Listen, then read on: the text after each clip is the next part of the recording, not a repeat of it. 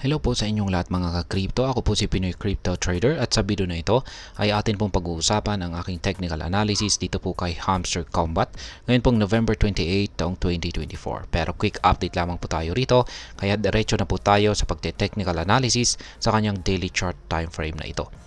Ayan, yan po yung aking previous prediction dito kay Hamster Combat nito bang nakalipas na November 17. At isa po sa aking mga prediction dito ay ito po ay patuloy na makakaranas ng consolidation. At dahil po dyan sa pagliit ng mga sukat ng ating mga QQE bars. At mapapansin natin hanggang sa ngayon ay ganun pa rin, walang pagbabago sa ating mga nabubong QQE bars. Lalong-lalo na nung sumapit ang November 20. Yan, naging blanco na po yung mga yung QQE bar indicator natin dito. Walang nabuo.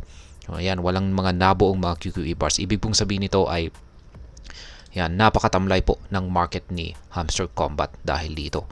At yan, hanggang sa kasulukuyan ay ganyan pa rin po. Kung pag nagpatuloy po yan, ay masasabi ko na patuloy po ang nararanasang consolidation nitong si Hamster Combat. Yan, magpapatuloy po siya sa kanyang consolidation. At ayan, syempre, nandyan na rin yung chances na magpapatuloy ito sa kanyang pagbagsak kung ito ay mapunta sa ilalim ng ating major support dito. At mapapansin po natin dito na itong mga nakalipas na araw na ilang beses po siyang bumagsak sa ilalim ito pero nakabalik po siya. Yan, may paliwanag po tayo dyan. Yan, pero bago yan ay yan, lagay po natin muna yung projection ko dito.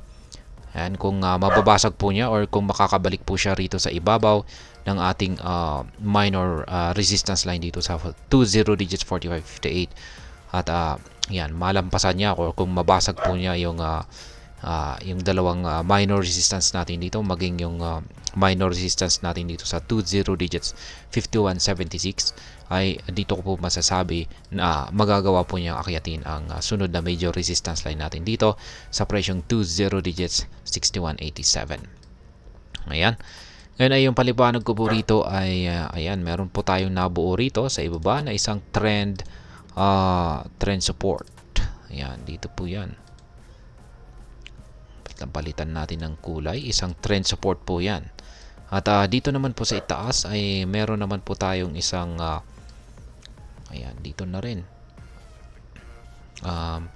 parang triangle pattern. Meron po tayong isang triangle pattern dito.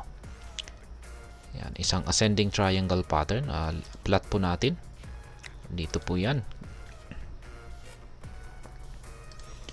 Ayan, ang malaking triangle pattern natin. Kaya yan po yung aabangan natin kung saan po siya makakaranas ng breakout.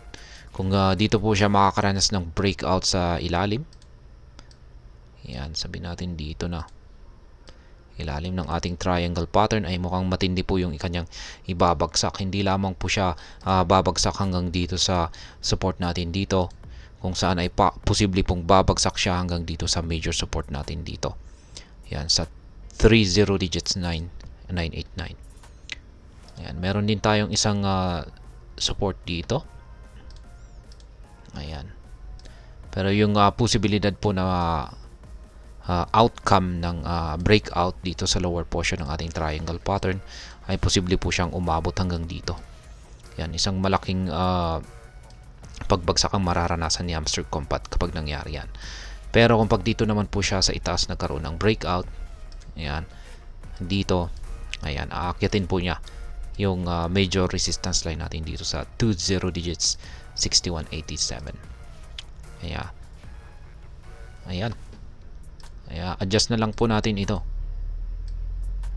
Kaya kung pag umangat po siya ay medyo konti po ang kanyang iaangat dahil napakalapit na po ng major resistance line natin dito.